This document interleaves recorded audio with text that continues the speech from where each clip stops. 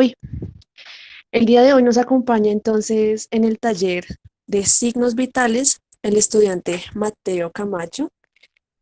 Él es estudiante de la Universidad Nacional de Colombia de últimos semestres y también esta charla fue supervisada y también ayudada a realizar por la doctora Laura Catalina López, quien es egresada de la misma universidad. Esta es una, digamos, de las muestras que tiene Vitruvio para invitar a todas las personas a que hagan parte de él, ya que Vitruvio es un grupo que da la oportunidad a sus integrantes para realizar charlas como estas, pero también proyectos que tienen que ver con publicación de artículos principalmente. Entonces, cordialmente invitados a que pertenezcan al grupo Vitruvio Anatomía Clínica y Quirúrgica.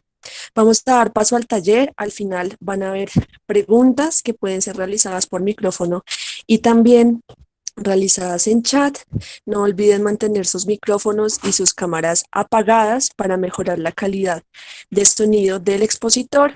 Tampoco olviden que estas charlas están siendo grabadas y subidas al canal de YouTube que se va a publicar en unos momentos en el chat. Y por favor, como queremos saber quiénes nos están acompañando el día de hoy, vamos a rotar también un link de asistencia para conocer también, como les comento, quiénes están. Entonces, sin más preámbulos, recibimos con gran alegría a nuestro expositor del día de hoy. Gracias, Paola. Gracias a todos. Muy buenas noches ya. Como dijo Paola, mi nombre es Mateo Camacho. Soy estudiante de sexto semestre de Medicina de la Universidad Nacional de Colombia.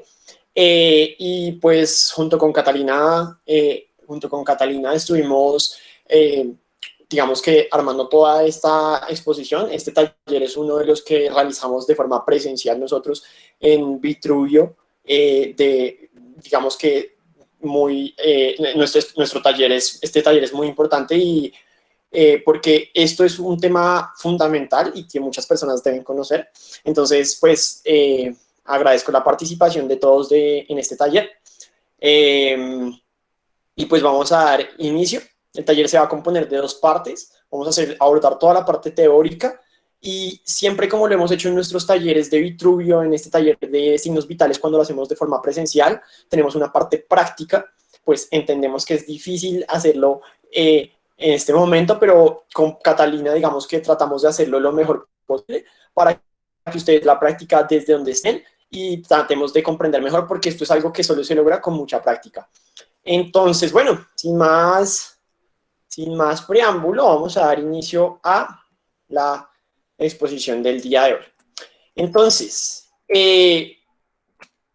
bueno, entonces lo primero que vamos a abordar el día de hoy, bueno, algo que no les dije, si hay preguntas en algún momento pueden dejarlas en el chat y ya como Paula lo dijo, o al final vamos a dar un tiempo para que hagan las preguntas para que como que esté un poco más ágil y no nos vayamos a perder en la mitad, ¿listo? Entonces, vamos a comenzar abordando qué son los signos vitales.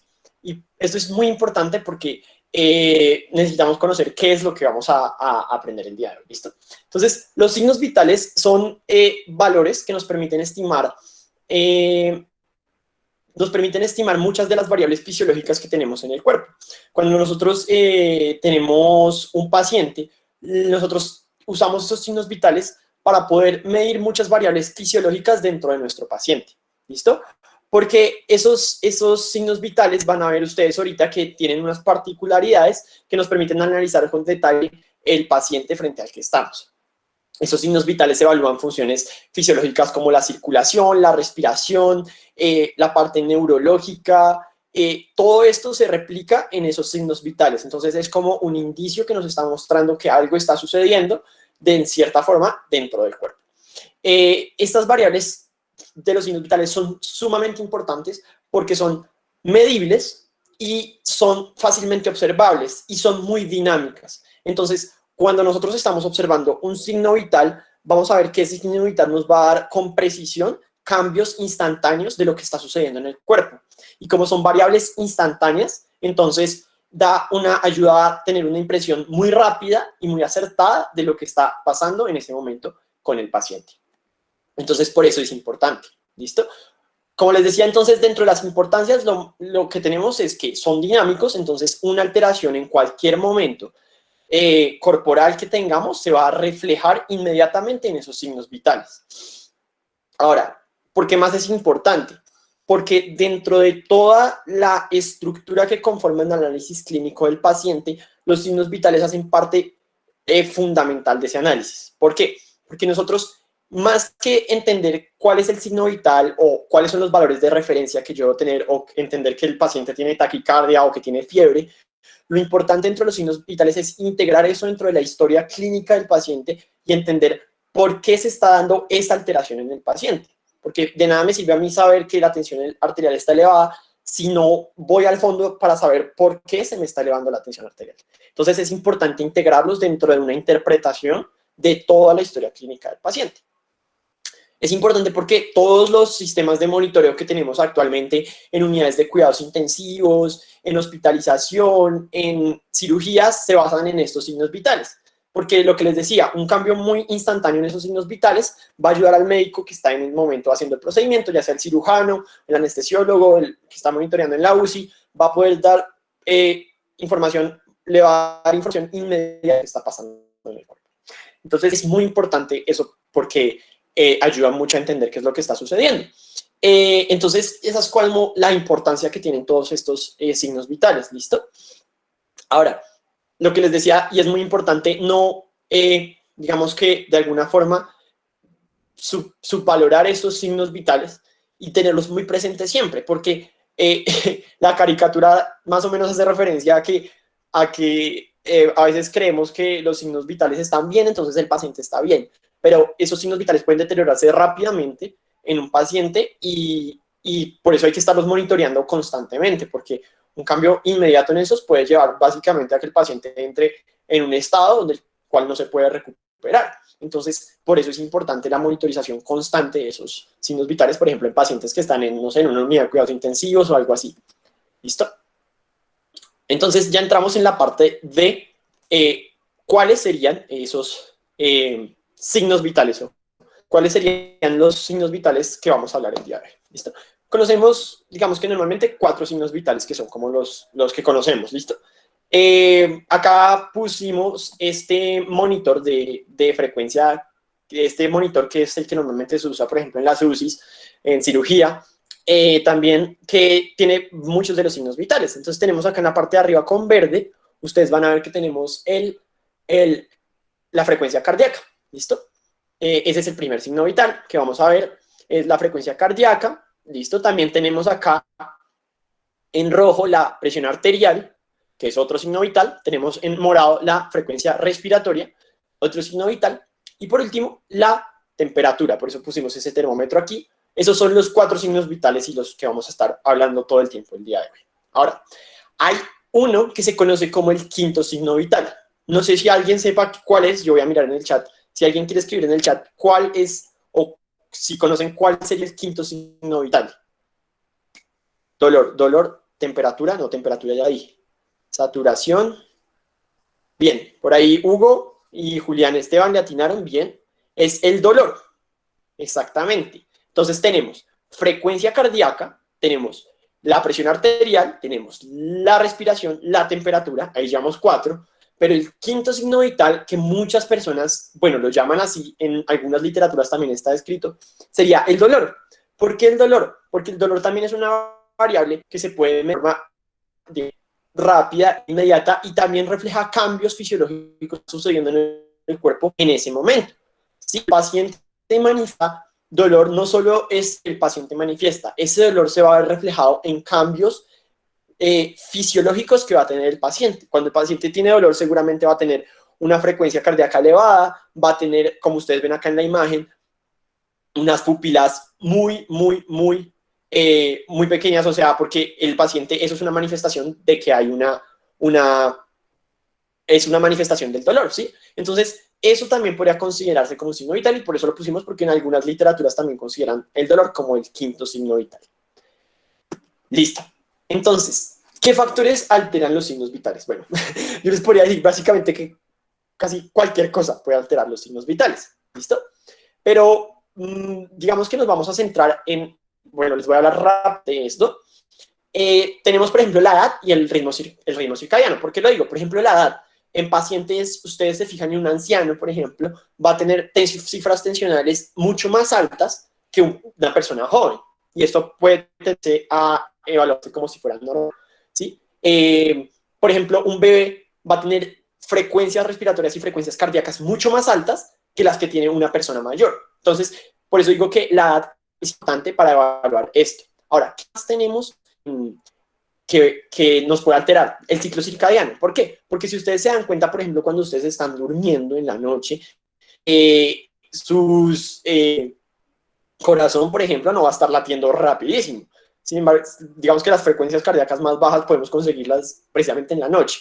Estamos en un estado de relajación donde las frecuencias cardíacas van a tender a disminuir. Entonces, el ciclo circadiano nos afecta a esas frecuencias cardíacas, nos afecta la frecuencia respiratoria.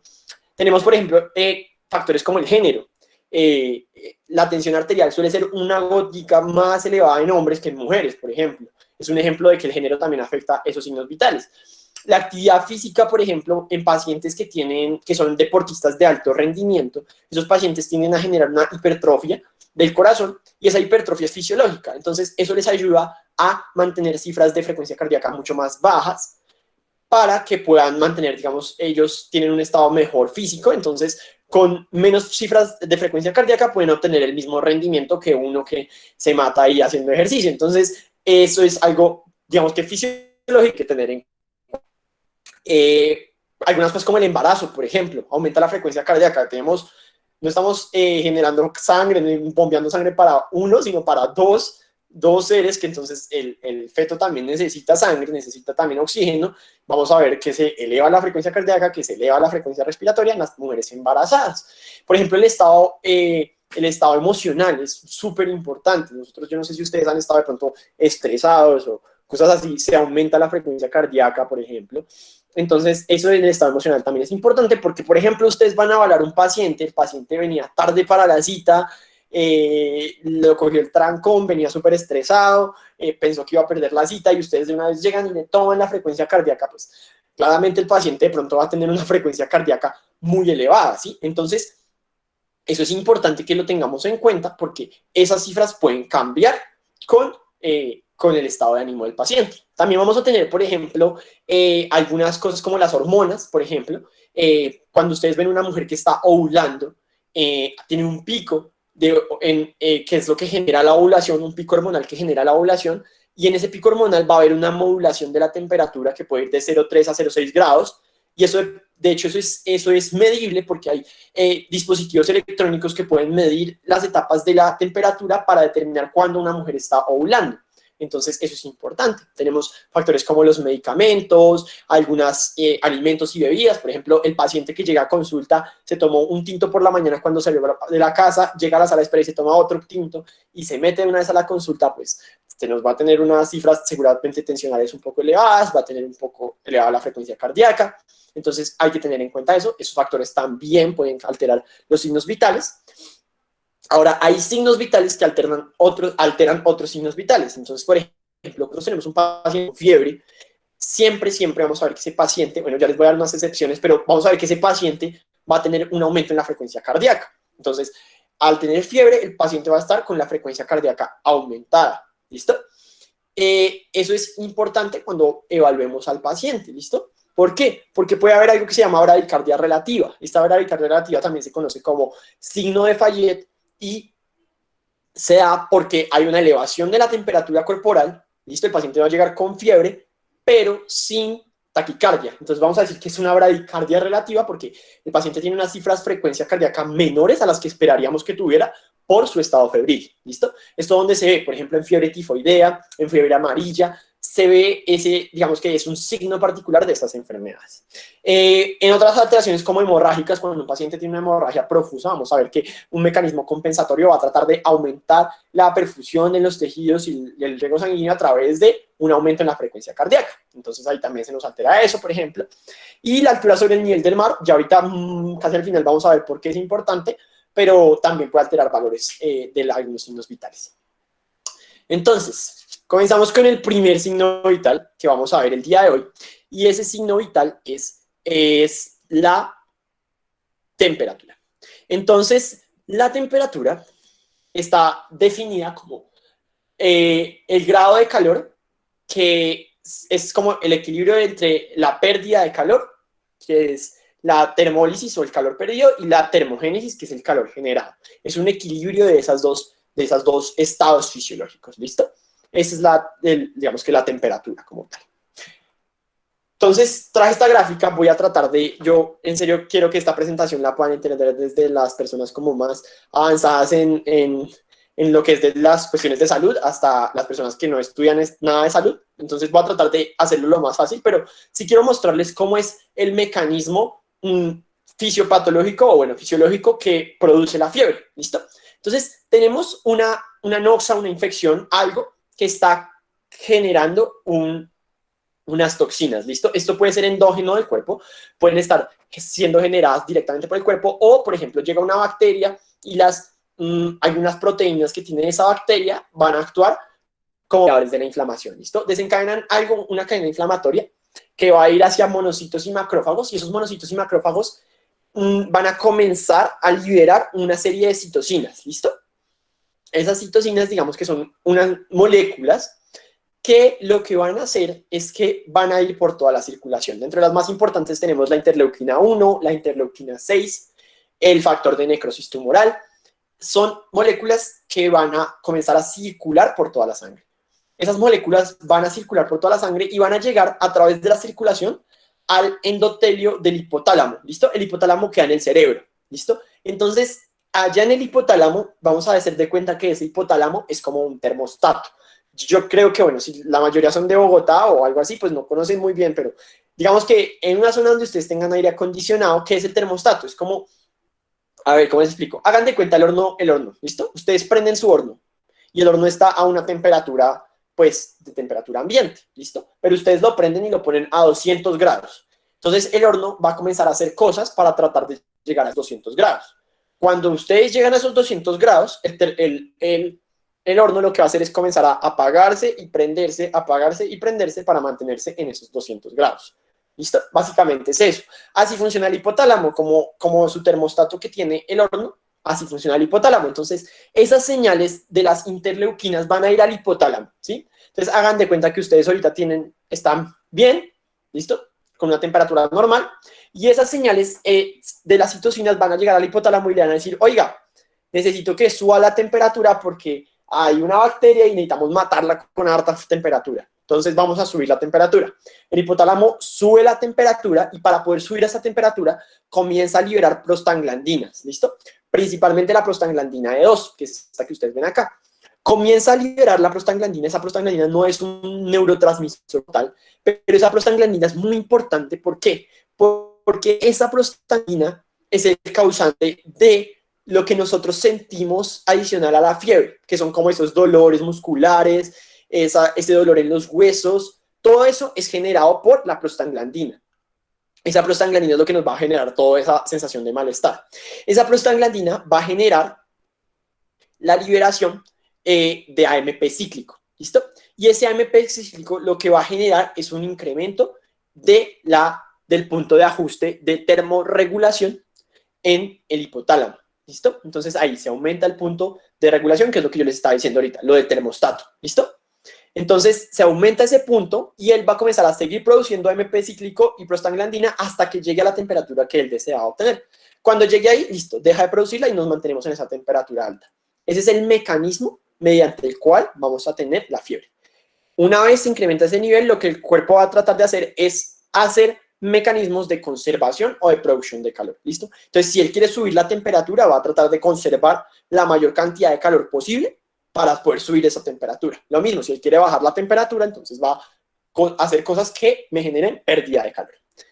Ese es el mecanismo, ¿listo? Entonces, ahora, ¿cuáles son esas acciones que va a generar el organismo para perder calor y ganar calor? Entonces, cuando nosotros estamos, por ejemplo, esto es en situaciones fisiológicas normales, no dentro del contexto de la fiebre, cuando estamos enfrentados a una temperatura baja, hagan de cuenta ustedes que se fueron por allá a pasear a la Sierra Nevada de Santa Marta.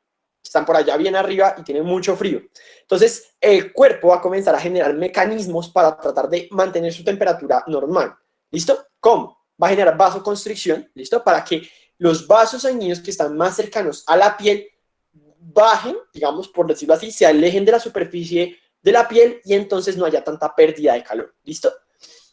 También va a generar mecanismos como aumentar el metabolismo, generar espasmos, y esos son los escalofríos que sentimos, o la tembladera que nos da cuando tenemos fiebre. El cuerpo está tratando de aumentar la temperatura y por eso comenzamos con esos escalofríos, ¿listo? Ahora, lo mismo, cuando estamos expuestos a temperaturas muy altas, el cuerpo va a tratar de perder calor en situaciones normales, no cuando tenemos fiebre, sino en situaciones normales. El cuerpo va a tratar de perder calor y ¿cómo lo va a hacer? Va a vasodilatarse para que los vasos se acerquen más a la superficie de la piel y haya una pérdida de calor, ¿listo? Va a comenzar a sudar, va a comenzar a hiperventilar para que todo eso pueda hacer una liberación de calor. Esto es cómo funciona el centro regulador del hipotálamo, ¿listo? Entonces, ¿qué alteraciones podemos tener en temperatura corporal? Podemos decir que la temperatura normal va desde 36,5 hasta 37,5, ¿listo? Eso se puede discutir, hay muchos temas, pero vamos a dejarlo por ahora en este marco de que entre 36,5 y 37,5 es una temperatura corporal normal. Cuando tenemos temperaturas corporales por debajo, digamos más o menos como de 35,5, vemos que acá hay un rango entre 36,5 y 35,5 que como que sí está bajita, pero bueno. Pero entre menor de 35,5, ustedes van a considerar que el paciente tiene hipotermia. ¿Listo? Esta hipotermia, ¿qué es? Una temperatura muy baja, ¿listo? Esa se puede dar, por ejemplo, en exposiciones muy prolongadas, lo que yo les decía, estuvieron 3 días acampando en la Sierra Nevada de Santa Marta, bueno, el paciente llegó con hipotermia, donde también vemos hipotermia, no sé, en gente que, no sé, un borracho que se pasó toda la noche en la calle y llega, lo encontraron la policía, lo trajeron y pues claramente viene con hipotermia porque pues estuvo toda la noche ahí. Es en los casos donde más suele encontrarse, también en algunas intoxicaciones y cosas así. Pero entonces, esta hipotermia, pues, podemos encontrarla, ¿listo? Ahora, ¿cuándo consideramos que es fiebre? ¿Listo? Vamos a tener como 3 estados de esa fiebre, o lo vamos a clasificar en 3 estados. Uno es la febrícula, que es una temperatura entre 37,5 y 38, ¿listo? Se llama así, febrícula. Vamos a tener otra que es una fiebre moderada, que es entre 38 y 39, y cuando el paciente tiene definitivamente más de 39 grados, vamos a considerar que tiene una fiebre alta. ¿Listo? Esa es como la clasificación de las temperaturas corporales. Ahora, hay algo que quiero que tengan en cuenta. Diferenciar esto de fiebre de algo que se llama golpe de calor. Yo creo que a muchos de pronto les ha dado, que es lo que llaman también como bochorno o, bueno, en fin, lo llaman de muchas formas, soroche creo que también lo llaman. El golpe de calor se da cuando hay una temperatura corporal elevada, pero sin un cambio. Por eso me parecía tan importante explicarles lo de la fisiología, porque es una elevación de la temperatura corporal sin un cambio en el punto de ajuste hipotalámico. Entonces, no es que haya una producción de citocinas, no es que haya un cambio en el punto de ajuste hipotalámico, simplemente el cuerpo estuvo mucho tiempo expuesto a una temperatura muy elevada, se quedó bronceándose 12 horas ahí.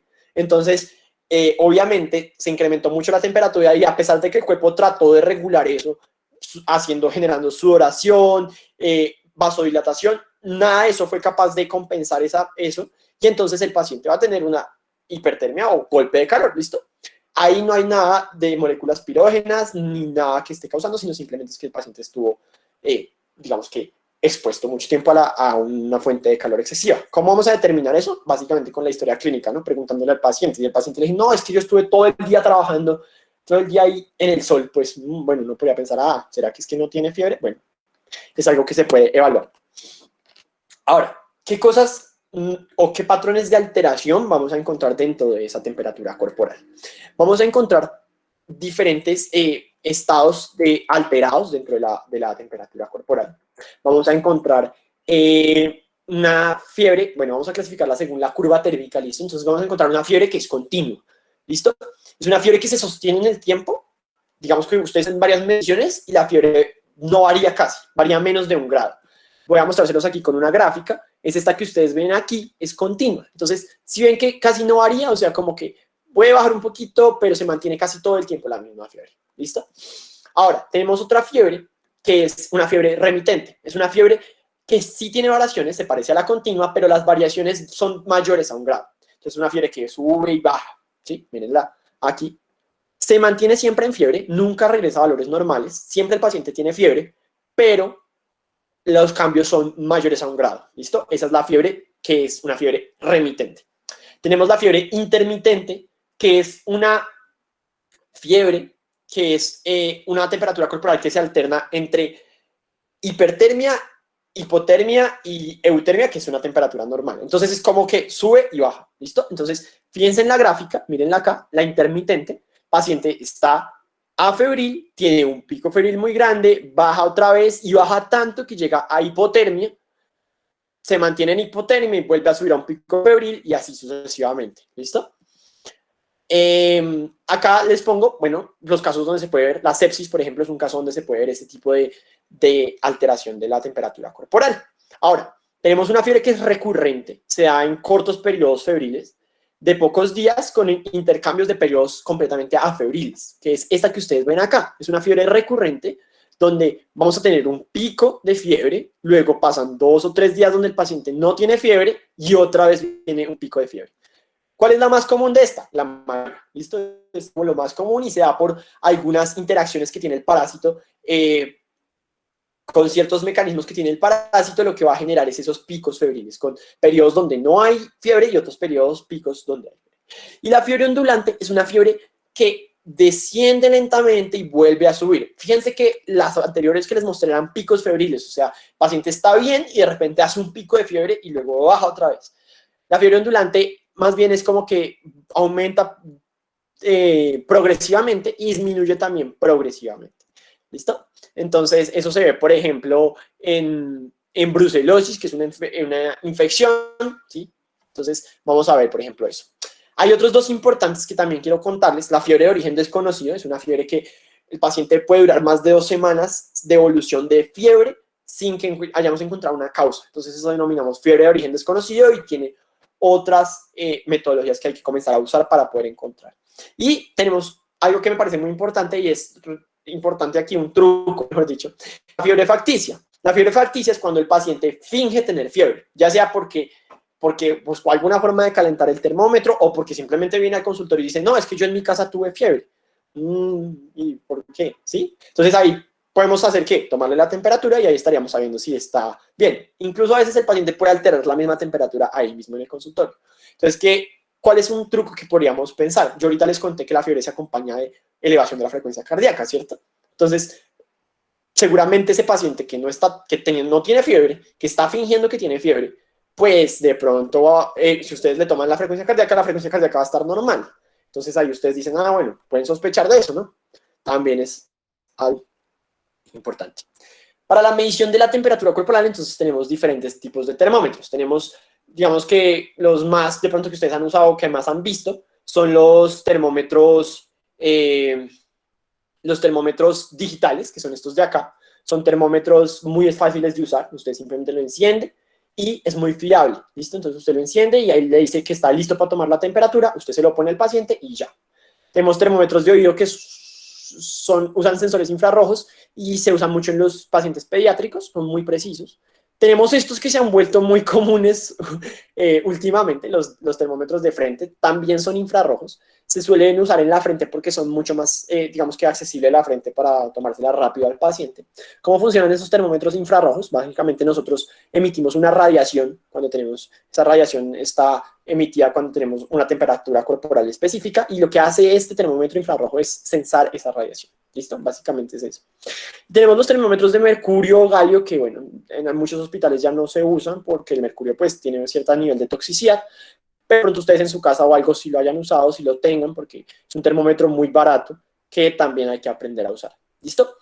¿Cómo se usan estos? Todos estos tres, pues simplemente ustedes oprimen y ahí les dice está listo para tomar y la toman. En el digital hay que tener un tiempo.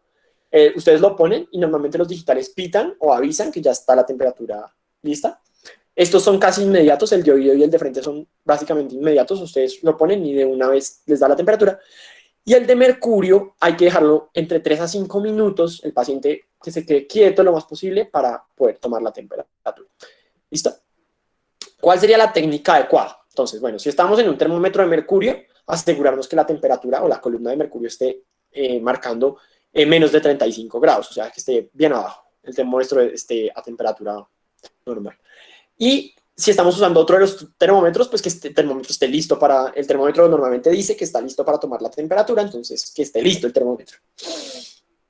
Normalmente la que más frecuentemente usamos es la temperatura axilar, porque pues obviamente pues ustedes no le van a poner un termómetro en la boca al paciente y luego pues no sería muy, digamos que, aunque el termómetro tiene que estar aséptico y todo eso, pues no se suele usar, digamos que en la clínica como tal. Pero es para que conozcan dónde se puede tomar la temperatura. Podemos tener 3 sitios de tomada de temperatura. Tenemos la temperatura rectal, temperatura temperatura oral. ¿Listo? Entonces, esos son los 3 sitios para tomar la temperatura. ¿Vale? No lo confundan con otra cosa ni con otros valores. No es para tomar la tensión rectal ni nada de eso. Temperatura rectal. Pero pues nunca, generalmente no se usa porque pues tenemos otras formas más fáciles de acceso. ¿Listo? Entonces, esa temperatura bucal del paciente, si la vamos a tomar en la boca, la podemos poner debajo de la lengua y ahí vamos a tomar la temperatura. Pero me voy a centrar en la axilar, que es como la que más solemos usar. Si usamos un termómetro de mercurio, simplemente lo ponemos en la axila del paciente y lo que vamos a hacer es que le vamos a pedir al paciente que entonces sostenga el termómetro con su brazo de esta manera y lo cruce, ¿listo? Para que el termómetro quede ahí.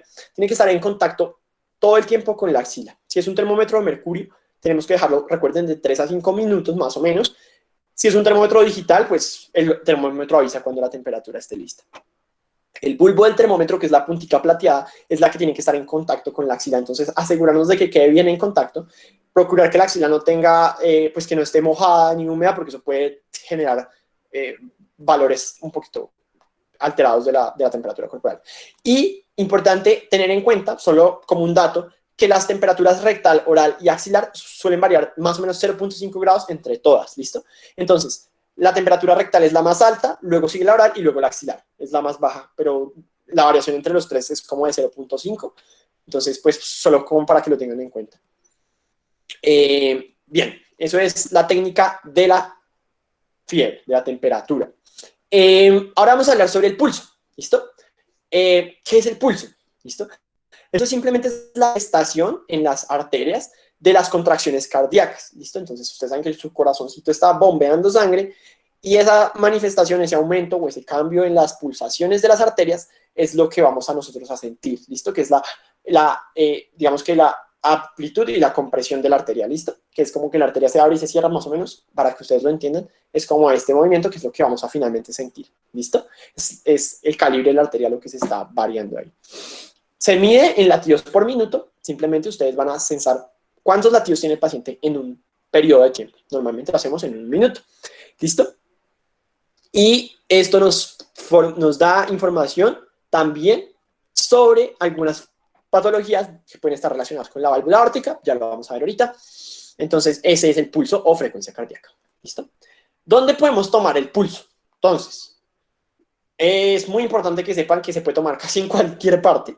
Pero hoy vamos a hablar de 10 lugares donde podemos tomar el pulso. Yo voy a mencionarlo súper rápido, pero pues si tienen alguna duda, recuerden que las pueden hacer las preguntas al final por si les queda alguna duda de dónde exactamente se toma cualquiera de los pulsos. Quiero recalcar algo en esta imagen solamente y es la posición de los dedos.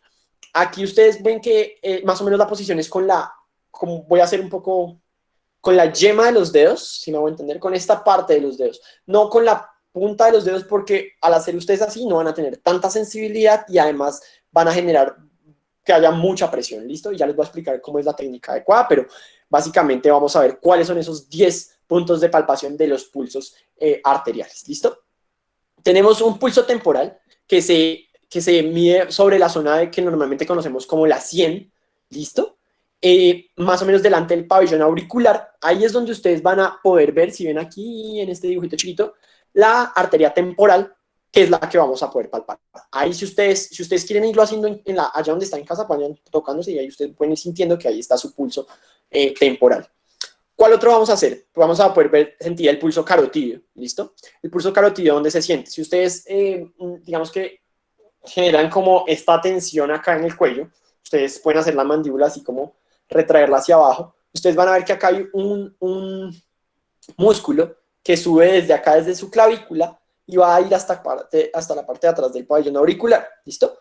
Ustedes, si sienten ese músculo se llama esternocleidomastoideo, ¿listo? Entonces, justo en el borde interno del esternocleidomastoideo, acá donde les estoy mostrando, espero que me estén más o menos viendo bien, ahí en esa parte van a encontrar el pulso carotídeo, ¿listo? Como aquí más o menos arriba, ustedes ponen los dos dedos de esta forma y ahí van a sentir el pulso carotídeo.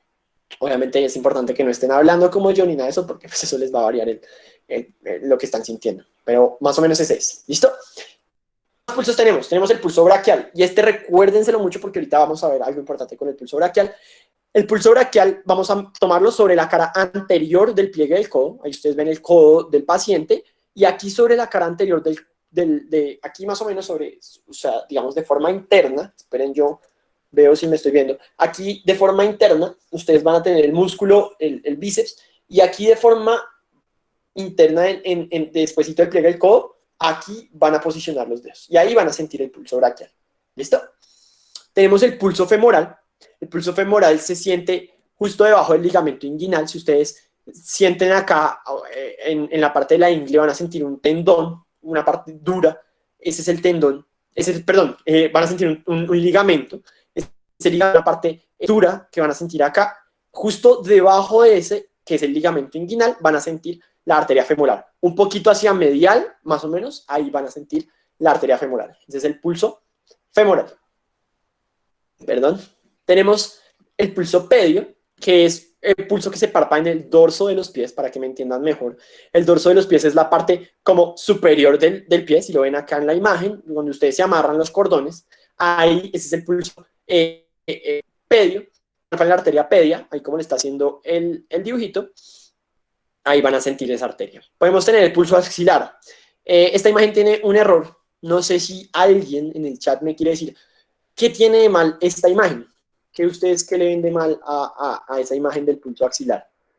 Estoy leyendo el chat. Muy presionado. Juan Hernández, los pulgares. ¿Pero por qué los pulgares? ¿Qué creen que pasa con los pulgares? Está tomando con el pulgar, usa el pulgar. Con dos manos, listo. Entonces, ¿por qué el pulgar puede dar un pulso erróneo? Porque el pulgar tiene una irrigación, ahorita no voy a extenderme en eso, pero puede tener una irrigación diferente, y lo que nosotros vamos a sentir cuando estamos palpando el pulso con el pulgar puede ser nuestro propio pulso cardíaco. Entonces, es un error tomarlo así como lo está haciendo con las dos manos, presionando, y otro, hacerlo con el pulgar, porque simplemente con el pulgar no vamos a tener ni la misma sensibilidad y vamos a poder confundirlo con nuestro propio pulso. Entonces, tener eso en cuenta. Pero ahí es donde se toma el pulso, ahí es donde se toma el pulso axilar, que es justo en la línea medio axilar, debajo de las inserciones del pectoral mayor. ¿Listo? Entonces, justo ahí es donde vamos a encontrar que se palpa ese pulso axilar. ¿Listo? ¿Cuál más tenemos? Tenemos el pulso radial, que yo creo que es el que más frecuentemente usamos, o que más se conoce, por llamarlo así, que es este de acá, que ustedes ven en la imagen, donde se palpa. Entonces, voy a poner aquí para ver si me estoy viendo. Mira, vamos a poner la mano de esta forma y vamos a mirar el pulgar. ¿Listo? Tengan en cuenta el pulgar. Si ustedes no saben nada de anatomía ni nada de este hueso que está a este lado, se llama el radio. Yo me lo aprendí porque esta es como la antena del radio, ¿sí? Entonces, como ven de cuenta que es un radio y esta es la antenita, entonces siempre el que está al lado del pulgar, ese es el radio. Entonces, vamos a mirar en la cara interna acá interna de nuestro brazo. Vamos a poner los dos dedos justo en esta posición. ¿Listo? Aquí si ustedes hacen su mano así, muchos de nosotros vamos a poder marcar estos tendones que vemos aquí, y justo al lado de esos tendones, hacia el lado del pulgar, si ustedes se dan cuenta, aquí vamos a tener como un huequito. Ahí es donde vamos a poner nuestros dedos. Eso se llama la corredera radial, esto de aquí. Es muy importante que ustedes ubiquen esa posición, y ahí, con los 3 deditos o con 2 deditos, vamos a poner, y ahí vamos a sentir el pulso radial. ¿Listo? Ahora, ese pulso también se puede tomar al otro lado. Acuérdense que el otro se llama cúbito, y es por dentro de la apófisis estiloides. Esta es la apófisis estiloides del cúbito. Y por aquí lo vamos a poder sentir, pero es mucho más difícil de sentir. Entonces, si pueden tomar el radial, mejor. Tenemos el pulso popliteo, que se palpa en la fosa poplitea. La fosa poplitea queda en la parte posterior de la rodilla, entonces ahí ustedes van a poder palpar ese pulso popliteo. Y tenemos el último, que sería el pulso tibial posterior. Mírenlo acá. Este es el maléolo interno, ¿listo? Esa es la parte interna del pie del paciente. Y justo, digamos que más o menos por detrás, que él lo tiene un poquito más abajo, pero más o menos por detrás, entre el maléolo interno y el tendón de Aquiles, que yo creo que todos saben cuál es el tendón de Aquiles, que es este de acá atrás, más o menos ahí es donde vamos a poder palpar el tibial posterior, que pues está tomando la arteria tibial posterior. Finalmente, casi en cualquier arteria que ustedes sientan van a sentir pulso. Pero esos son como los 10 puntos que usamos y es muy importante conocerlos todos porque a veces nos quedamos con el radial, pero si es un paciente que está en trauma o algo así, ¿qué tal que le quitaron las dos manos? Entonces, ¿dónde le tomo el pulso? Entonces, bueno, podemos conocer las otras posiciones. ¿Qué características vamos a analizar de ese pulso entonces? Entonces, esta mnemotecnia es para recordar cuáles son las características que tiene ese pulso. Entonces tenemos la anatomía de la arteria. La arteria tiene que ser blandita, mejor dicho. Ustedes no tienen por qué sentir la arteria como tal.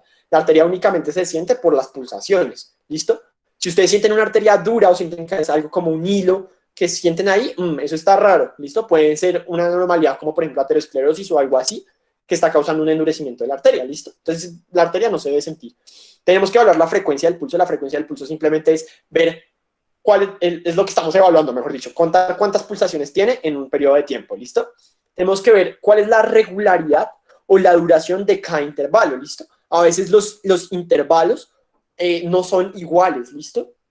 Entonces, eso también tenemos que evaluarlo, que sean constantes, el espacio que hay entre cada pulsación debe ser igual, ¿listo? Vamos a evaluar, cuando ustedes hacen la pulsación, también la amplitud de las ondas pulsátiles, ¿listo? Podemos tener ondas elevadas, ¿listo? Que van a ser como pulsos muy elevados y también podemos tener pulsos muy débiles. Entonces eso lo vamos a evaluar en la amplitud. Vamos a evaluar la tensión, que es la resistencia a la compresión que uno genera. Entonces cuando ustedes presionan la arteria, vamos a ver qué tanta resistencia está generando esa arteria, ¿listo? Vamos a evaluar la igualdad de las amplitudes, es decir, que todas las pulsaciones, yo ahorita les decía que teníamos que evaluar la amplitud, es decir, la fuerza que yo siento que hace la pulsación. Ahora vamos a evaluar qué tanta igualdad hay entre cada amplitud. Puede ser que una me la pegue re duro así y la otra yo no la sienta casi. Entonces ahí hay un cambio en la igualdad de las pulsaciones. Vamos a ver cuál es la forma de la onda pulsátil. Esto pues es difícil de estimar por la pulsación, pero pues podemos verlo. Acá en la gráfica, digamos que las ondas pulsátiles normales son como estas de acá, tienen una pequeña hendidura entre la sístole y la diástole, pero vamos a ver que en algunas patologías, como en esta, por ejemplo, vamos a sentir casi 2 ondas pulsátiles. Entonces, esa es la forma de la onda y pues tenemos que evaluarla. Y por último, la simetría, que es básicamente evaluar que sean simétricos los pulsos en ambos extremidades, por ejemplo. ¿Listo? Si ustedes la toman aquí en esta mano, pues entonces también háganlo en esta para ver que los dos pulsos sean iguales. ¿Cuál es la técnica adecuada para poder evaluar la pulsación de un paciente? Entonces, vamos primero, que el paciente esté tranquilo, que esté calmado, que esté relajado, que eso nos va a ayudar a que vamos a hacer mejor el examen. ¿Listo? Lo que les decía, no que el paciente venga agitado de la calle corriendo, porque pues esto no nos va a ayudar a evaluar, estimar el valor real de la frecuencia cardíaca. Vamos a ponerlo, como dije ahorita, voy al ejemplo con la radial, porque es el pulso que podemos usar con más frecuencia, pero pues no es el único. Vamos a colocar los 3 dedos sobre la corredera radial, que es donde les indiqué, y con las yemas de los dedos vamos a presionar, ¿listo? Es una presión suave, ¿listo? Con el dedo que esté más proximal, o sea, más hacia este lado, si no saben que es proximal, digamos que más hacia aquí. Entonces vamos más proximal al codo, hagan de cuenta. Entonces ahí vamos a poner el dedo y con ese dedo vamos a presionar, digamos que vamos a hacer más presión que con los otros dedos. Eso es como para más o menos ocluir un poquito la arteria, ¿listo? Y con los otros dos vamos a sentir, ¿listo? Principalmente ¿con cuál? Con el anular, ¿listo? Vamos a sentir esas pulsaciones. Cuando ya hayamos identificado dónde está ese pulso y lo tengamos muy claro, entonces vamos a comenzar a contar 1 minuto para contar todas las pulsaciones, ¿listo? Yo les recomiendo que lo hagan durante todo el minuto. Hay personas que toman la pulsación 10 segundos y la multiplican por 6. Pero eso no les está permitiendo evaluar si hay irregularidad en el pulso, si todas las ondas son iguales. Entonces es mejor evaluarlo durante todo el minuto completo y así podemos ver si el paciente está, digamos que, bien. ¿Listo? Es importante que palpemos ambos pulsos si tenemos tiempo de hacerlo, pues lo que les decía, la asimetría. Y nunca, nunca, nunca usar el pulgar, por lo que ya les expliqué de las dificultades que puede tener usar el pulgar. La frecuencia cardíaca normal se considera entre 60 y 100 latidos por minuto, pero esas alteraciones de la frecuencia cardíaca nosotros las podemos ver, digamos que puede haber variaciones conforme a la edad. Al final les voy a mostrar una tabla donde están todas las variaciones respecto a la edad, porque todos estos valores de signos vitales suelen variar con la edad, ¿listo? Entonces, digamos que no me voy a meter mucho en eso ahorita, pero podemos considerar que taquicardia, que es un aumento en las pulsaciones, o sea, más de lo normal, va a ser mayor a 100 pulsaciones por minuto. Y bradicardia va a ser menor a 60 pulsaciones por minuto. ¿Listo? En términos generales. Bueno, pero eso tiene, bueno, unas excepciones, pero así en términos generales, eso es lo que consideramos. Ahora, también podemos tener alteraciones que no sean de la frecuencia, sino, como les decía ahorita, de todo lo que evaluamos en nuestra pulsación, vamos a sentir, por ejemplo, que podemos tener un pulso amplio, un pulso saltón, es decir, un pulso que sentimos que pega con fuerza todo el tiempo. Podemos tener un pulso débil, ¿listo? Es un pulso que casi no sentimos, que es un pulso muy suavecito. Por ejemplo, cuando tenemos un paciente con una estenosis aórtica o cuando tenemos pacientes que están deshidratados o con hemorragias muy severas, ese pulso tiende a disminuirse, ¿listo? Es un pulso débil. Tenemos pulsos arrítmicos, que son pulsos que van sin ningún orden, entonces ustedes sienten el pulso rápido, y luego no lo sienten, luego sienten un poquito. Es un pulso arrítmico, ¿listo? No mantiene una frecuencia constante. Vamos a tener un pulso paradójico, que es un pulso muy particular. Pues ese nombre paradójico, como es que no nos hace mucha referencia, pero esta sigla que les puse acá, IDEA, sí nos ayuda a recordar que es un pulso que en la inspiración disminuye, ¿listo? Y en la expiración aumenta, ¿listo? Este pulso es, me refiero en frecuencia, ¿listo? Y eso se ve mucho en el taponamiento cardíaco. Entonces, para que lo tengan en cuenta. Podemos tener un pulso que es alternante, es decir, que es desigual en su amplitud. Tenemos ondas, entonces recuerden, es como una combinación entre el pulso amplio y saltón y el pulso débil. Entonces tenemos pulsaciones amplias que pegan fuerte y otras que son muy débiles. Eso es un pulso alternante. Y tenemos un pulso duro, que es lo que les decía al principio, que si ustedes sienten la arteria, la sienten endurecida, sienten ahí el tubito que pasa, mejor dicho, eso no es normal y se suele dar, por ejemplo, en personas de edad avanzada que tienen patologías como ateroscleróticas o de este tipo. ¿Listo? Eso es respecto al pulso. ¿Listo? Entonces ahora vamos a entrar a evaluar lo que es la frecuencia respiratoria. La frecuencia respiratoria es la cantidad de ciclos respiratorios que hace el paciente en un periodo de tiempo.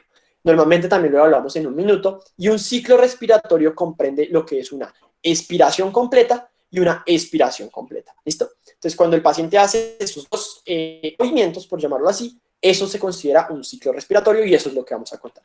¿Cuántos ciclos respiratorios tenemos en una unidad de tiempo? Que en este caso sería un minuto. ¿Listo? Eso nos permite evaluar, por ejemplo, muchas cosas como el estado de conciencia del paciente, algunas patologías pulmonares, bueno, etcétera. Vamos a ver un poquito de las características que tiene la respiración. Entonces, la respiración se regula en el puente, en el cerebro. Es un ciclo que, lo que les decía, comprende la inspiración y la expiración completa. Es un proceso que es involuntario, ¿listo? Y esto es muy importante porque recordemos siempre, siempre, que no debemos decirle al paciente que le vamos a medir la frecuencia respiratoria. Ustedes le pueden decir, venga señora, le voy a tomar la tensión arterial, le pueden decir, le voy a medir el pulso, pero no. ¿Por qué? Porque ustedes no son conscientes de que están respirando en este momento hasta que yo les dije que estaban respirando. ¿Sí? Ahí ya ustedes dijeron, miércoles, sí estoy respirando. Entonces, esa conciencia de la respiración va a generar alteraciones en el patrón respiratorio del paciente. ¿Listo? Entonces, no queremos eso, claramente. Entonces, por eso es mejor no decirle al paciente que estamos midiendo. Ustedes le pueden decir, venga, señora, le voy a medir el pulso. Y ustedes van contando las respiraciones. ¿Listo? ¿Qué puede alterar la frecuencia respiratoria? Bueno, muchas cosas. La temperatura, el pH, el nivel de CO2, el estado emocional. Todo eso nos va a alterar esa frecuencia respiratoria y por eso es importante evaluarla. ¿Qué alteraciones podemos tener en la frecuencia respiratoria? ¿Listo? Podemos tener bradipnea, que es una disminución en la frecuencia respiratoria. ¿Listo? Entonces vamos a ver que el paciente que tiene una bradipnea va a tener frecuencias respiratorias menos a 12. ¿Listo? Que es lo que se considera normal. 12 a 20 es como el rango normal. Ahora, lo mismo que les dije con la frecuencia cardíaca, tener en cuenta que esto puede variar conforme a la edad, y ya ahorita lo vamos a ver, pero bradipnea suele considerarse cualquier cosa que sea por debajo de 12. Y taquipnea suele considerarse todas aquellas que son mayores a 20. ¿Listo? Entonces, ¿dónde podemos ver eso? Por ejemplo, en estados de ansiedad, cuando ustedes están muy estresados, eso, seguramente van a tener ahí un estado alterado o más elevado de la función respiratoria. ¿Listo? Ahora tenemos otras alteraciones, por ejemplo, la polipnea. Es una respiración rápida, pero profunda. Normalmente la taquipnea, cuando un paciente está con una frecuencia respiratoria elevada, vamos a ver que sus respiraciones son muy superficiales. Entonces el paciente no inspira y expira completamente, sino es como más o menos así, ¿sí? Entonces, en la polipnea son respiraciones rápidas, pero muy profundas y completas, digamos. Podemos tener apneas, que las apneas simplemente es una, digamos que ausenta los movimientos respiratorios. Podemos tener disneas. Las disneas son sensaciones muy subjetivas de dificultad respiratoria. Digamos que acá el término subjetivo es muy importante porque el único que puede escribir la disnea es el paciente. ¿Listo? Entonces, el paciente lo puede referir como, doctor, es que me falta el aire, no puedo respirar, siento que me ahogo. Pueden ser diferentes manifestaciones, pero todo eso nos lleva a que el paciente puede tener una disnea. ¿Listo? Es una sensación muy subjetiva. Tenemos retracciones costales. Estas son cuando ustedes ven al paciente que está respirando y notan cómo en los espacios intercostales, digamos, hay una retracción, o sea, ustedes ven muy marcadas las costillas, eso es una retracción y esta puede estar significando que el paciente está usando músculos accesorios para poder respirar. O sea, el paciente no le es suficiente con los músculos que normalmente, el músculo principal de la respiración es el diafragma, y el paciente no puede ni siquiera con el diafragma sostener la respiración, entonces comienza a usar un montón de músculos de la caja torácica para poder mantener la respiración. Entonces, esa es las retracciones costales. Podemos tener ortopnea, que es una sensación que el paciente refiere que no puede respirar cuando está acostado. Esos son los pacientes que le dicen al doctor que no pueden dormir, que les toca dormir con 4 almohadas, casi sentados para poder respirar. Eso es una ortopnea. Y podemos tener platipnea, que es como más o menos lo contrario a la ortopnea. El paciente puede dormir tranquilo, puede dormir bien, puede estar acostado sin ningún problema, pero cuando está en posición de bipedestación erecto completamente, ahí es donde va a sentir la dificultad respiratoria. ¿Listo? Entonces esas son las alteraciones. También podemos tener alteraciones en el patrón respiratorio. Entonces, esas alteraciones en el patrón respiratorio, vamos a verlas con nombres muy particulares, ¿listo? Entonces podemos tener por ejemplo, una respiración de Kussmaul, que es una frecuencia respiratoria elevada, normalmente mayor a 20 respiraciones por minuto, es profunda, suspirante y sin pausas, ¿listo? Entonces, ustedes la ven aquí en la gráfica, mírenla, ¿dónde está Kussmaul? Mírenla aquí, ¿sí la ven? Acá en la penúltima línea. Es una respiración acelerada, profunda, sin pausas, todo el tiempo está más o menos así, si me hago entender, tiempo. Esa es de Kussmaul. Ahora, tenemos la respiración. ¿Dónde se ve la respiración de Kussmaul? Muy frecuente verla en acidosis metabólica. Normalmente en cetoacidosis, en pacientes diabéticos, vamos a ver esa respiración de Kussmaul. Ahora, ¿qué más tenemos? Tenemos la respiración de Cheyenne-Stokes. La respiración de Cheyenne-Stokes es una respiración donde hay una hipernea que se combina con intervalos de apnea, ¿listo? Entonces, ustedes van a ver aquí en la respiración de Cheyenne-Stokes que el paciente comienza a hacer respiraciones, cada vez más, disminuye y en un momento para, y otra vez. Y así se mantiene todo el tiempo. Entonces, es como ese patrón respiratorio, se conoce como Cheyenne-Stokes, y es muy importante en la lesión encefálica, ¿listo? Entonces, nos va a dar criterios de lesión, por ejemplo, en los hemisferios cerebrales, en los ganglios basales, en el bulbo, en la protuberancia, en el cerebelo, casi todo el encéfalo, entonces nos puede generar patrones respiratorios de Cheyenne-Stokes. Y tenemos la respiración de Biot, que se caracteriza porque hay una extrema irregularidad. Entonces, ese es un ritmo respiratorio que no tiene ni forma, nada. Mírenlo ustedes acá. Puede haber apnea, puede haber hipernea, puede haber, mírenla acá, digamos que no tiene un patrón, simplemente es una respiración como sin ningún patrón en particular. Y se suele presentar en lesiones muy graves, cuando el paciente prácticamente ya, pues, acá tenía unos videos, pero bueno, se me olvidó hacer algo, ahorita de pronto más tarde se los pongo, solo es para que vean cómo es la respiración de Kussmaul, pero pues no es importante. ¿Cuál es la técnica adecuada para que ustedes evalúen a un paciente que tiene para evaluar al paciente para medir su frecuencia respiratoria? Entonces, el pecho del paciente debe estar descubierto, listo, para que nosotros podamos ver bien los movimientos respiratorios, podemos ver si hay retracciones costales, todo eso. El paciente debe estar lo más cómodo posible y sin decirle al paciente que le vamos a hacer eso, simplemente casualmente lo vamos a comenzar a mirar y a contar. Esto es difícil.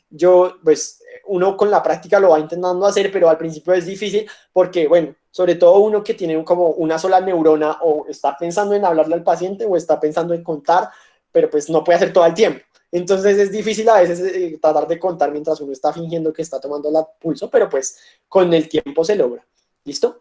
Entonces vamos a contar durante 30 segundos o durante un minuto. Si vemos que la respiración está como irregular, medimos durante un minuto. Si medimos durante 30 segundos, pues multiplicamos por 2 y serían los valores de la frecuencia respiratoria. Si el paciente en algún momento le da por hablar o toser mientras estamos midiendo, pues nosotros no le vamos a decir, ay, señor, es que le estaba midiendo la frecuencia respiratoria y usted no se dejó. Simplemente esperamos que deje de toser y volvemos a comenzar a contar. Esto porque esos patrones de tos o eso pueden alterar las cifras que estamos usando. ¿Listo? Es importante que vaya el patrón respiratorio del paciente. Entonces, el paciente está usando músculos internos, si el patrón respiratorio tiene el mismo ritmo todo el tiempo, si varía el ritmo, etcétera. ¿Listo? Entonces, esa es la técnica que vamos a tratar de usar. Eso es en cuanto a lo que es la frecuencia respiratoria. Vamos a ver ahora la presión arterial. ¿Listo? La presión arterial es fuerza que ejerce la sangre en los vasos del corazón, ¿listo? En los vasos sanguíneos, perdón. Es la fuerza que ejerce cuando el corazón lo impulsa y en los vasos sanguíneos es la fuerza que hace. Esa presión arterial como tal nosotros no la podemos medir directamente. Bueno, habría que meter algo dentro de las arterias para poder censar esa presión. Lo que nosotros finalmente estamos midiendo en realidad es la tensión arterial, que es la fuerza que se opone a esa, ¿listo? Que es una fuerza que genera una resistencia sobre las paredes de las mismas arterias. Básicamente esas dos fuerzas se igualan y eso evita que el vaso se rompa de la presión, ¿listo? Entonces, eso es lo que en realidad es la tensión arterial, pero es un signo indirecto de la presión arterial, ¿listo?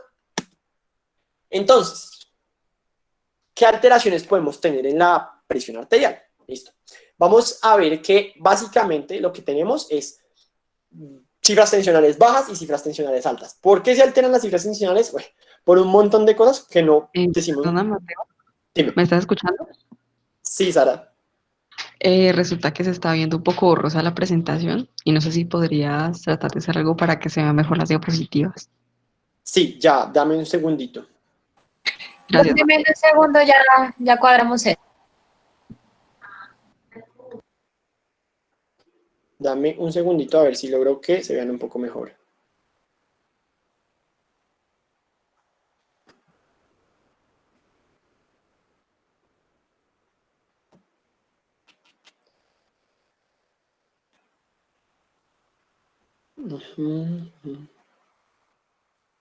Mate por privado. Bueno, me dicen si, me avisan apenas se arreglen, porfa.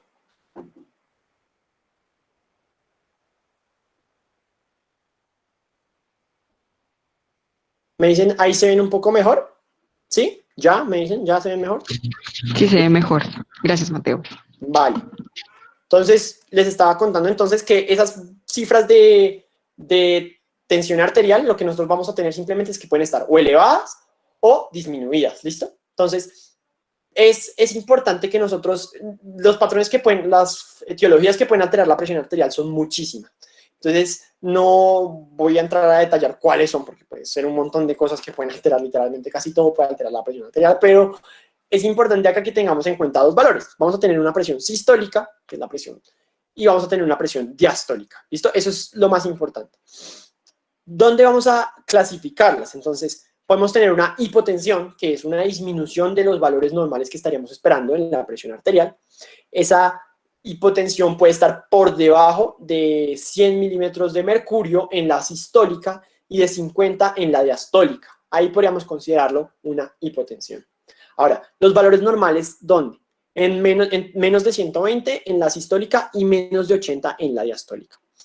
Y más arriba de eso, como está la tabla, pues la clasificamos según la AJA. Esto han salido muchos consensos y diferentes cosas. El que pusimos acá es el de la AJA, pero pues hay muchos que difieren. En Europa hay uno, en Estados Unidos hay otro. Entonces, pues, pero ese es el que nosotros decimos poner acá.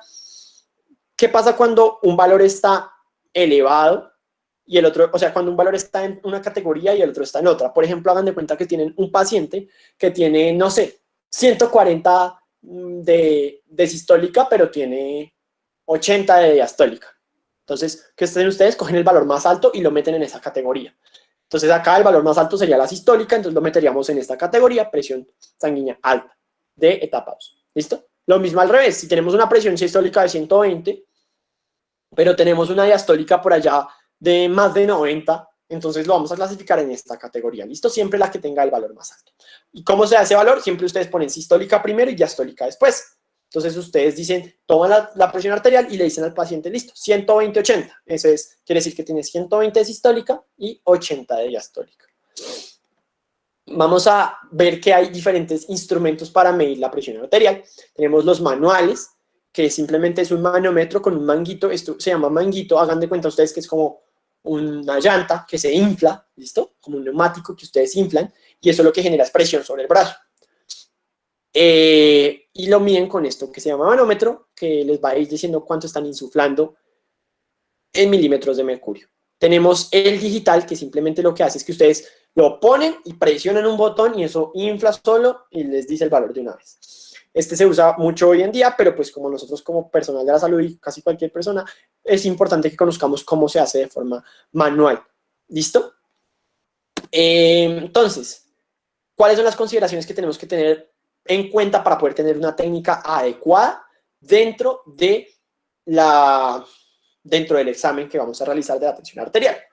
Bueno, el paciente, lo que les dije, que esté en reposo, que esté tranquilo, porque cualquier alteración, que el paciente se tomó 2 cafés antes de venir, eso le puede elevar la tensión arterial.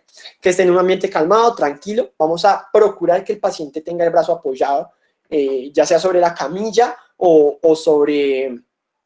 Si lo quiere poner acostado, está bien. Si poner sentado también, pero que el paciente tenga el brazo apoyado. Y tratar de mantener el brazo a nivel del corazón. ¿Listo? Es como la idea.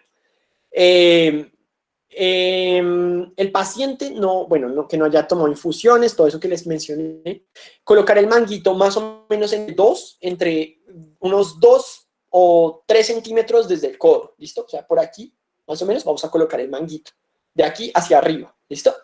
Y una vez colocamos el manguito acá hacia arriba, lo que vamos a hacer es que vamos a apretar ese manguito, ¿listo? A veces hay manguitos de diferentes tamaños, ¿listo? Entonces, hay que para el paciente pediátrico, para el paciente obeso, pues si no tenemos, pues usamos el que tengamos, pero si lo tenemos, pues procurar, obviamente no le podemos poner un manguito gigante a un niño de 1 año, por ejemplo, que seguramente no le va a poder cerrar completamente. Entonces, ponemos el manguito, le damos la vuelta, lo sellamos bien, entonces cerramos la válvula para que el aire no se salga y comenzamos a insuflar, ¿listo? Ponemos el fonendoscopio en esta posición, donde ustedes, les dije, donde se palpaba la arteria braquial, que era justo por aquí. Entonces, ahí es donde vamos a auscultar con el fonendoscopio, ¿listo? Y ahí es donde vamos a escuchar. No se trata de meter el fonendoscopio debajo del manguito, ni nada de eso. Eso es, digamos que, una mala técnica. Lo tenemos que poner acá simplemente, vamos escuchando, y comenzamos a insuflar, ¿listo? ¿Qué pasa cuando nosotros comenzamos a insuflar? Vamos a aumentar la presión hasta que nosotros, bueno, hay 2 técnicas. Una es aumentar hasta donde ustedes quieran, digamos hasta 180, y desde ahí comienzan a desinflar. La otra es que pueden tomar, al tiempo que están insuflando, pueden tomar el pulso, ¿listo? Aquí en la radial.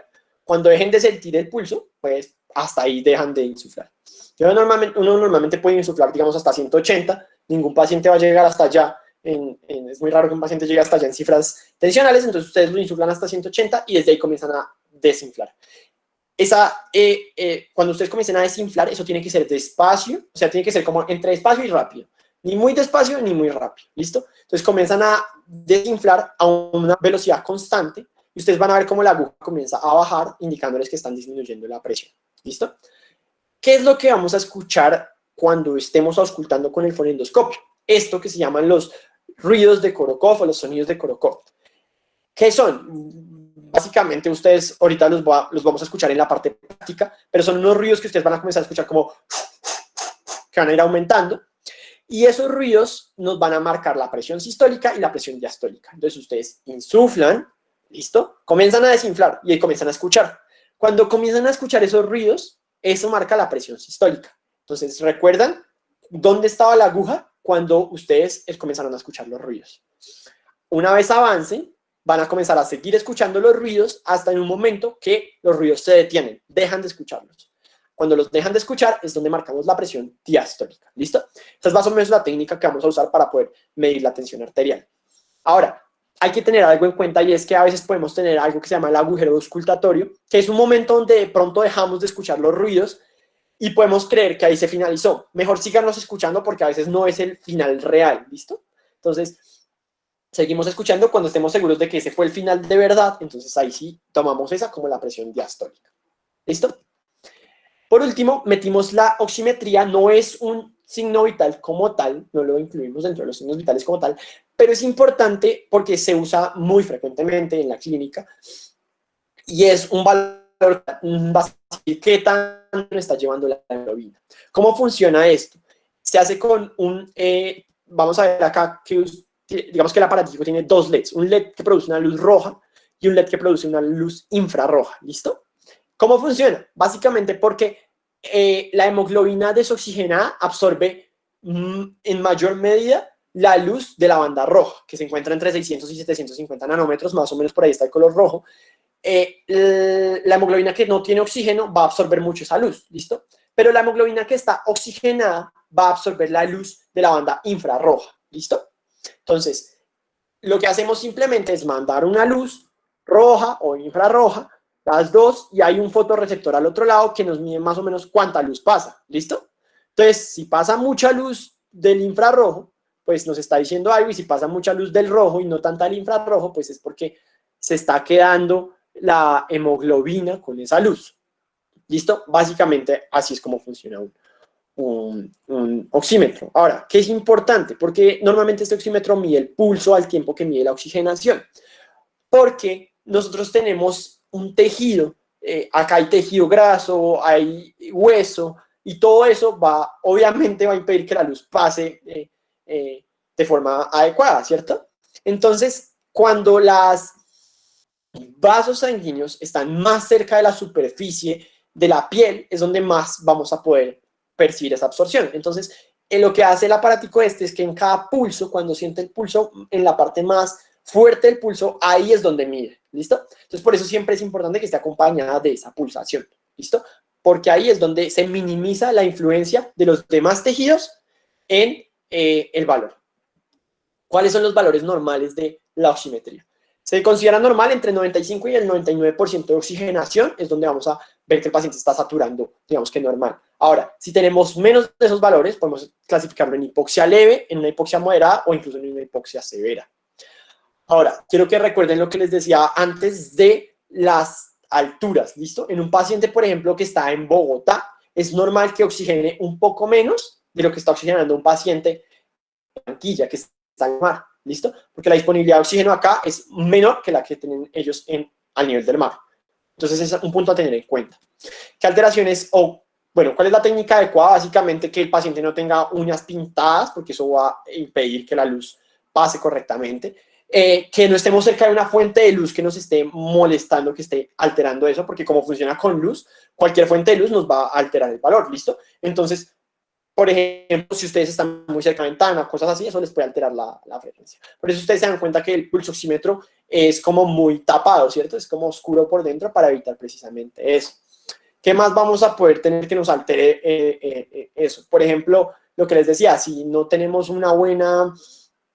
digamos que tenemos un pulso muy débil, él no va a poder sensar dónde está sintiendo las pulsaciones y no va a poder medir exactamente en qué momento hacerla, a qué momento mandar, digamos que la luz y pues no vamos a tener una buena percepción. ¿Qué otras cosas pueden pasar? Por ejemplo, en un paciente con intoxicación por monóxido. El monóxido tiene, digamos que absorbe la luz de una forma muy parecida a la que la absorbe la hemoglobina cuando está oxigenada. Entonces, un paciente que está en una intoxicación con monóxido, de pronto ustedes le ponen el cosito y dice que está saturando re bien, que tiene 96, pero ustedes ven que el paciente está ya cianótico sin poder respirar, pues seguramente algo está pasando ahí. Pero básicamente es muy fácil de usar, ustedes simplemente lo ponen en el dedo del paciente y ahí les va a marcar de una vez frecuencia respiratoria, va a marcar la oxigenación y el pulso cardíaco también.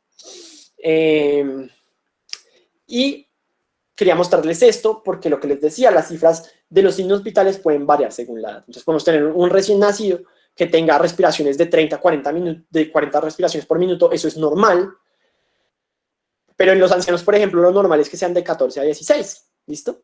Por ejemplo, la tensión arterial en un niño va a ser de 70 a 50 y está bien, pero en los adultos la vejez, la edad aumenta la tensión arterial normalmente. Entonces, si ven, todo eso hay que tenerlo en cuenta, no me voy a centrar mucho en esto, pero sí quiero que guarden esto y que sepan que los valores de las signos vitales se alteran con la edad.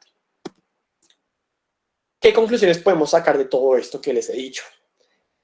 Que los signos vitales son variables fisiológicas muy precisas que nos ayudan a entonces identificar cosas instantáneas que están pasando en el cuerpo en este momento, ¿listo? Cambios que se pueden medir de forma inmediata, ¿listo?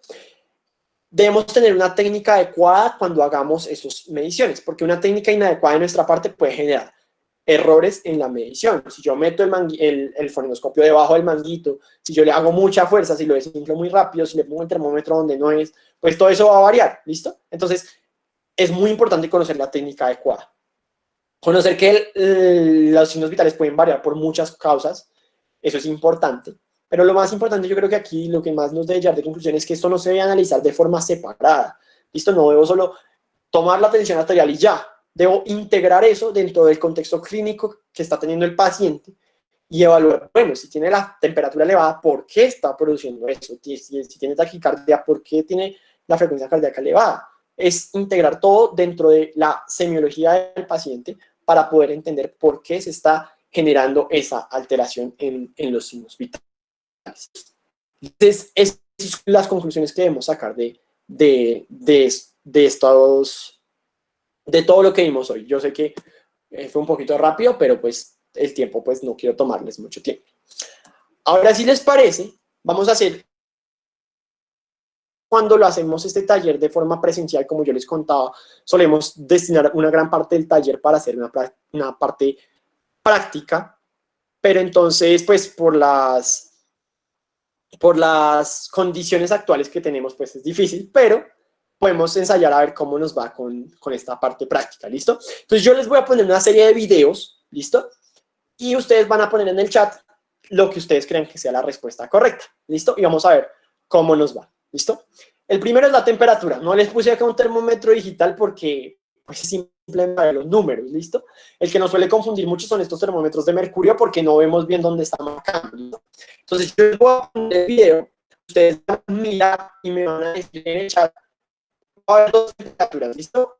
Primero con el termómetro grande que tiene al fondo y luego con el termómetro de mercurio que conocemos, ¿listo? Entonces van a escribir cuáles son las dos temperaturas, la primera y la segunda, y yo voy a meditar a ver quién más o menos sabe leer un termómetro de mercurio, ¿listo?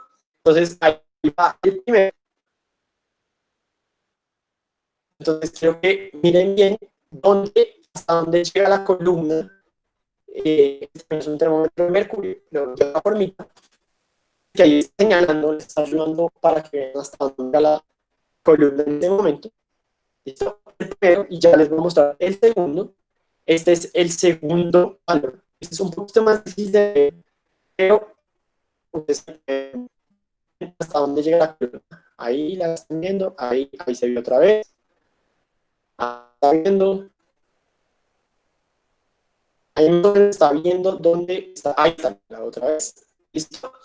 Entonces, escriban ahí Mateo, en el chat si vieron la columna y hasta dónde llegó. ¿Quién me va a preguntar algo? ¿La vieron? ¿No la Mateo, vieron? ¿La qué vieron? pena interrumpirlo. Es que en este momento como que se cortó, no sé si se dañó el internet tuyo, pero se cortó el audio y no se ve nada en la pantalla.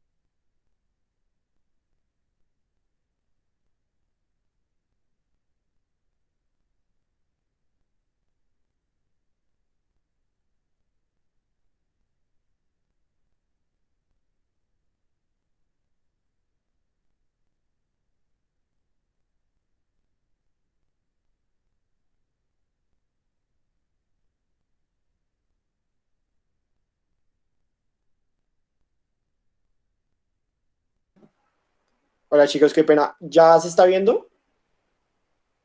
¿Me confirma alguien? Sí, Mateo, ya está bien. Listo. Voy a volver a poner el video y me avisan si no. ¿Listo?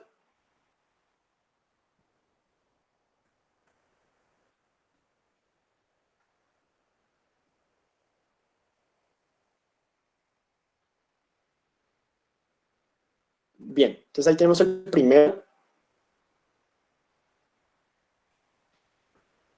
Fíjense dónde está marcando. Y ahí tenemos el segundo, que es el de Mercurio, que a veces es un poquito más difícil de leer. Escriban en el chat entonces qué temperatura vieron en el primero y en el segundo. A ver si le atinan a lo que está marcando.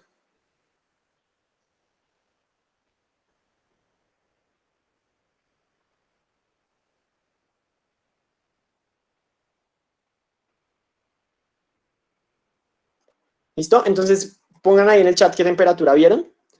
Listo, por acá dicen 38.5 la primera y 40.5 la segunda. 38.5 la primera y 42 la segunda. 40 el segundo. Ok, bien, 38, 42, 40 la segunda. Listo, vamos a ver cuál es la respuesta correcta entonces. 38.5 y 40.4. Ahí los que dijeron 40, pues bien. Pues es que en el termómetro de mercurio ese es un poquito más difícil de mirar las líneas chiquitas, pero esa es la respuesta correcta. 38.5 y 40.4. ¿Listo? Ahora vamos a seguir con la siguiente, que es el pulso. Entonces quiero que todos, bueno, si quieren hacerlo, vayan y ubiquen su propio pulso. ¿Listo? Entonces, traten de ubicar el pulso aquí en donde yo les dije el radial, que es el más sencillo, o si quieren hacer el carotillo también pueden hacerlo. Traten de ubicarlo y voy a darles un segundo que lo ubiquen y voy a poner un contador para que comencemos a contar todos el tiempo que duran haciendo las pulsaciones. ¿Listo? Entonces, si quieren, todos pueden ahí sentir acá, y yo voy a poner el contador de 1 minuto y apenas comience van a comenzar a contar cuántas pulsaciones hicieron en ese minuto. ¿Listo? Entonces, ahí va.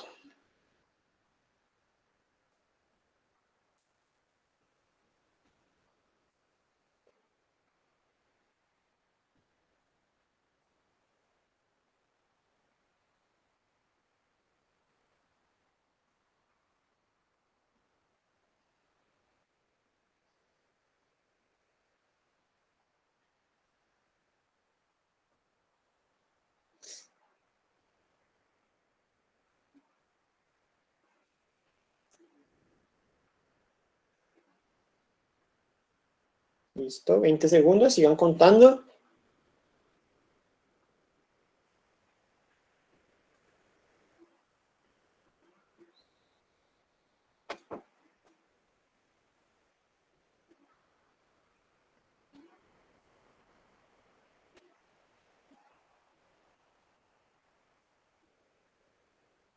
Listo. Eso es, entonces, ¿cuánto tuvieron? Escriban ahí en el chat, pulsaciones, ¿cuánto? Porque dicen 72, 68, 58, 90, estoy acelerada. 70, 68, 70, 73. Bien, chicos. Entonces, si lograron sentirlo, lo importante que yo quiero acá es que lo logren sentir. ¿Listo? Si no lo pudieron hacer, traten de sentir otro de los pulsos a ver si lo logran. ¿Listo? Eso es lo importante. Vamos a ver el siguiente entonces, que es la frecuencia respiratoria. ¿Listo?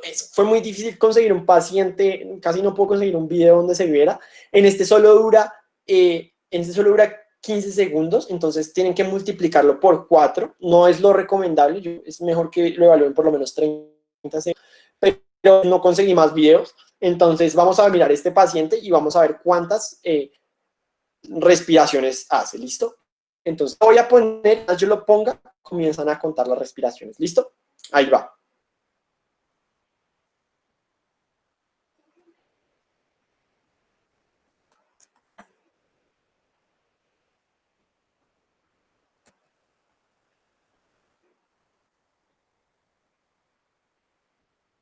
Listo. Eso fueron 15 segundos de respiraciones. Multiplíquenlos por 4 y escriben en el chat cuántas respiraciones por minuto tiene este paciente. 16, 16, 20, 16, 20, 16, 20. Muy bien. Ahí estamos entre 16 y 20, porque seguro contaron una de más o una de menos. ¿Listo? Entonces, ¿cuántas revoluciones tiene el paciente? 16. ¿Listo?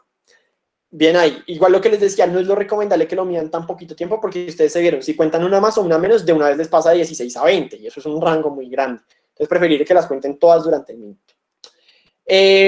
La presión arterial, ¿listo? Vamos a hacer unos ejercicios de presión arterial, espero que los puedan escuchar. Yo voy a tratar de que los escuchen, pero pues es muy difícil que lo hagan. Si es difícil hacerlo con los cosas en el oído, más difícil hacerlo así por medio virtual, pero pues voy a tratar de que funcione. Primero, quiero mostrarles rápidamente cuál es el proceso, ¿listo? Entonces vamos a, se puede medir así más o menos cuál es el ancho del paciente para ver si ese manguito le corresponde. Ustedes se van a dar cuenta que el manguito tiene una línea que nos indica dónde ponerlo, ¿listo? Esa línea la vamos a alinear con la arteria braquial, que fue donde sentimos el pulso braquial. Acá él lo hace de dos formas. Yo en realidad no es muy recomendable hacer esto porque ustedes al inflarlo una vez ya no lo pueden volver a tomar ahí. Pero bueno, él lo infla hasta que no sienta el pulso, ¿listo?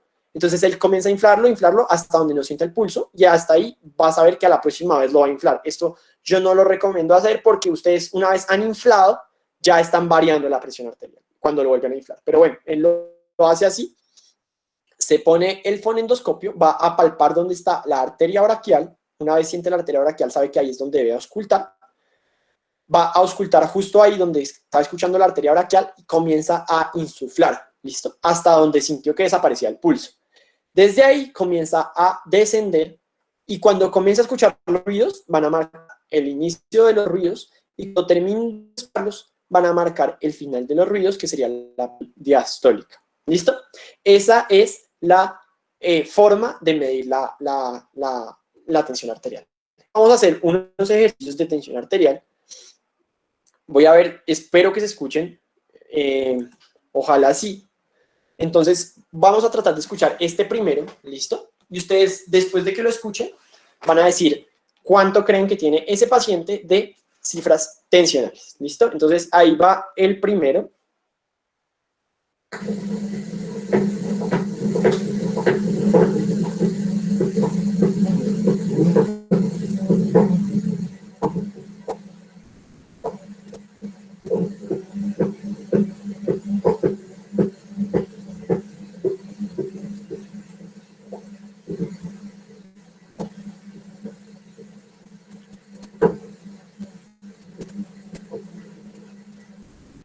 Listo. Entonces, escriban ahí en el chat a ver si lograron. 125.85 dicen por acá. ¿Qué más? Digan lo que crean, no importa. 121.90, 130.80, 120.85. Bueno, más o menos sí. Vamos a ver cuánto era. Entonces, 126.92.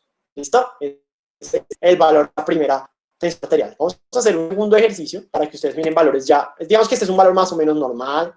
Ahí traté de ver como uno normal. Vamos ahora a ver uno que no esté tan normal. ¿Listo? Entonces ahí les doy una ayudita. Este no está tan normal. Vamos a ver si lo logran descifrar.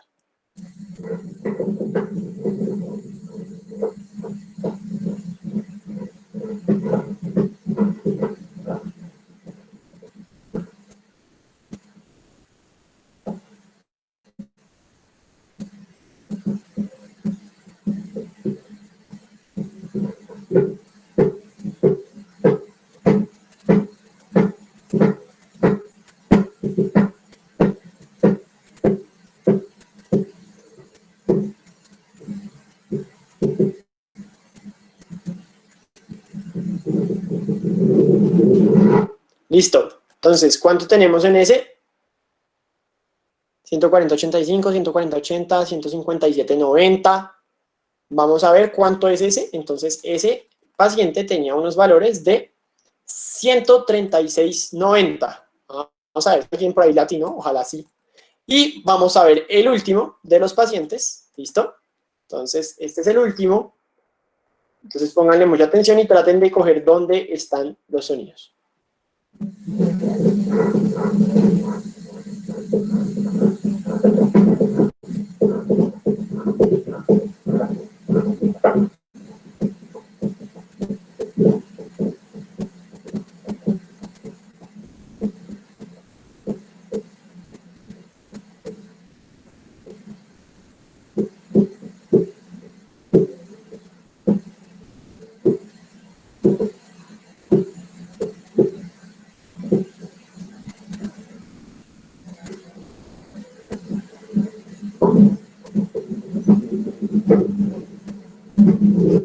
Listo, entonces, ¿dónde creen que estuvieran los sonidos?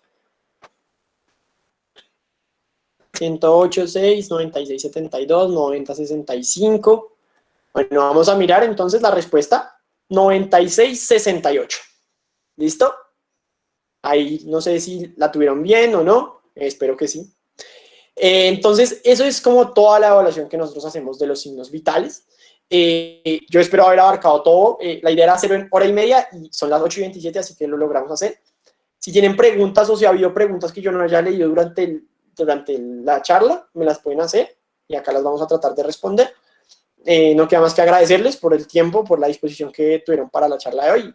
Muchas gracias a todos y pues si tienen preguntas las pueden hacer en el chat.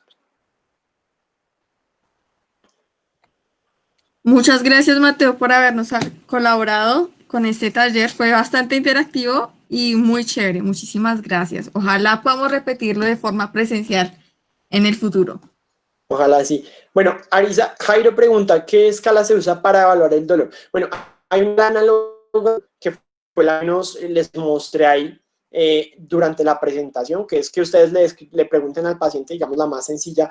Bueno, si usted considera que 1 es el dolor más suave que ha experimentado en su vida y 10 el dolor más horrible que ha experimentado en su vida, ¿dónde lo clasificaría? Entonces, eso es una escala que se puede usar, pero pues el dolor es algo muy subjetivo y puede ser que el paciente que haya partido una uña sea el dolor más fuerte que haya sentido. Entonces, pues estamos sujetos a eso, pero podríamos evaluarlo así, ¿listo? Diana pregunta en cuanto a la oximetría, ¿de dónde sacas los valores de referencia, por favor? Diana, por ahí debo tener las fuentes al final de las diapositivas, pero básicamente si tú buscas en una medicina interna o Harrison o en alguna semiología de SIL o algo así, puedes encontrar valores de las cifras de referencia para la oximetría. Porque no se puede tomar 2 veces la presión en el mismo brazo, que se afecta. Bueno, cuando tú haces la presión, digamos, puedes generar un aumento en la presión. Tú estás generando una presión externa sobre el brazo, puedes generar una presión sobre las arterias. Y esa presión que estás generando va a, digamos, que generar un periodo que las arterias quedan como resentidas, como presionadas durante un tiempo. Entonces, cuando lo vuelves a hacer otra vez, puede ser que las arterias no reaccionen de la misma manera a la presión que tú estás dando, vas a tener unos valores alterados, ¿listo? Entonces, si tú la tomaste mal y no alcanzaste a tomarla en este brazo, mejor cambia de brazo y la tomas en el otro brazo, ¿listo? Para evitar que le estés generando, digamos que un aumento al paciente de la tensión arterial de forma, tú se la estés generando y no sea la de él mismo. Nos preguntas, ¿qué estrategias hay para la medición de signos vitales en usuarios con quienes el contacto físico no es viable? Por ejemplo, quemados.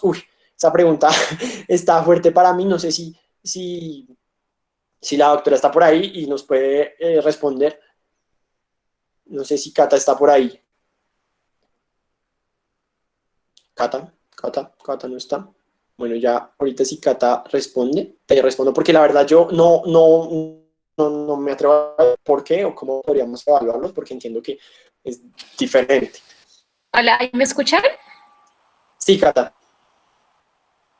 Ok, espero que no se me corte mucho. Vale, en un paciente, en general, uno tiene que intentar monitorizarlo. Entonces hay que buscar la manera. El contacto físico siempre va a haber alguna estrategia. Si tú no le puedes tomar, por ejemplo, la tensión arterial en un brazo, acuérdense que uno también puede tomarlo en miembros inferiores, por ejemplo. ¿Listo? Lo mismo se puede hacer con la pulsoximetría. Recuerden que explicaba Mateo, el pulsoxímetro lo que hace es mirar como tal la cantidad pues, de oxígeno que hay en el flujo sanguíneo. Así que, por ejemplo, en los niños, muchas veces cuando uno no tiene un pulsoxímetro pues inmediato, uno puede usar uno de adultos y colocarlo en los pies, ¿sí? Entonces, siempre se tiene que buscar la manera para medir signos vitales. Si es posible, hay que buscar es como una alternativa, pero sí es posible. Gracias, Cata. La otra pregunta también, yo creo que Cata la puede responder, dice, que si le puedes ampliar un poquito más sobre la presión arterial media, porque dice él que casi no alcanza a escuchar no ha escuchado mucho hablar de ella, pero entiende que es importante, que es una medida importante para establecer la perfusión tisular, pero no sabe bien cómo funciona.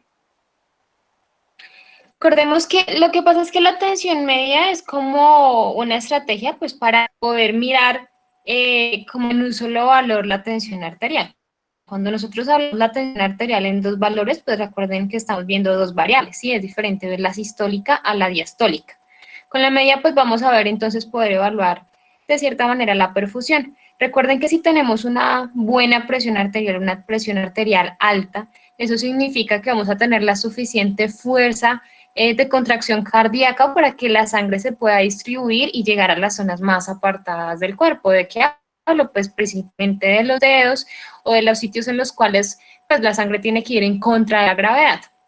Entonces eso lo van a ver mucho, en medicina interna lo van a ver, en ginecología también se trata mucho la tensión arterial media y pues obviamente los diferentes valores, que pues no es el objetivo ahorita de profundizar eso. Sin embargo, se van a ir dando cuenta que eso es una variable que va a permitir mucho, sobre todo, poder catalogar pacientes, por ejemplo, en estado de choque. Gracias, sí, Cata. Bueno, acá también nos preguntaron que el reflejo pupilar actualmente no cuenta como signo vital. No, no cuenta como signo vital, pero sí se evalúa de pronto en algunas escalas, por ejemplo, no sé, en una escala de Glasgow o algo así, o cuando vas a evaluar el estado neurológico del paciente, sí se toma en cuenta, pero digamos que como signo vital, como así, a grandes rasgos, no lo teníamos muy, digamos que, en cuenta. Cuando un paciente está desaturado, ¿sabes cuántos litros de oxígeno se requieren? ¿O hay forma de saber cuántos litros de oxígeno se requieren? No sé si Cata quiere responder eso. Bueno, ya es muy variable y eso depende del paciente. No hay una receta pues específica para cada cosa y para cada cuadro. Hay que saber por qué está desaturado el paciente, cuál es el origen realmente de la desaturación.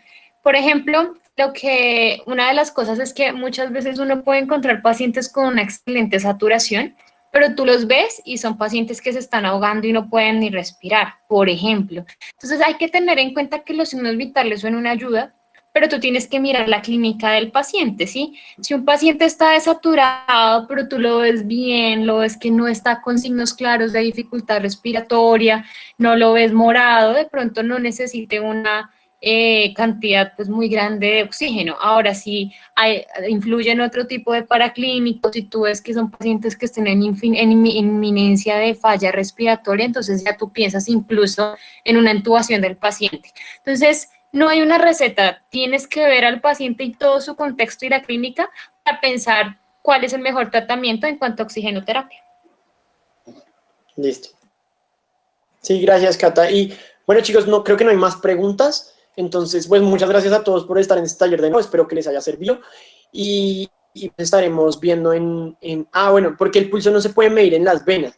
Bueno, básicamente las venas no, digamos que no tienen, sí hay un pulso como tal, pero se mide de una forma diferente a cómo se mide el pulso arterial. Digamos que no se mide palpando porque las venas son muy colapsables, no vamos a sentir. Además, digamos que recuerda que las venas lo que hacen es un retorno hacia el corazón, ¿listo? Es lo que se está devolviendo de sangre hacia el corazón.